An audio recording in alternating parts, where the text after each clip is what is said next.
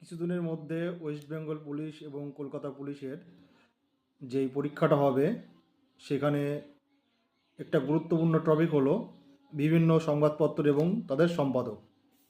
দেখো, সোমপ্রকাশ হলো ঈশ্বরচন্দ্র বিদ্যাসাগর, বঙ্গদর্শনের সম্পাদক বঙ্কিমচন্দ্র চট্টোপাধ্যায়, সঞ্জীবনী কৃষ্ণকুমার মিত্র, বেঙ্গলি গিরিশচন্দ্র ঘোষ।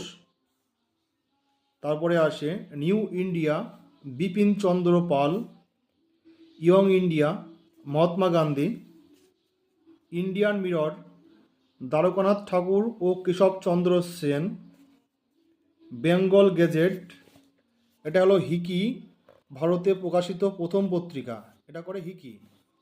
সমাচার দর্পণ এটা করে মার্সম্যান।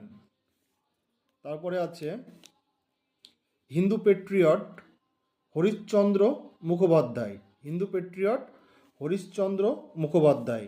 কেশরী করে বালগঙ্গাধর তিলক, মারাঠা ভাষায়।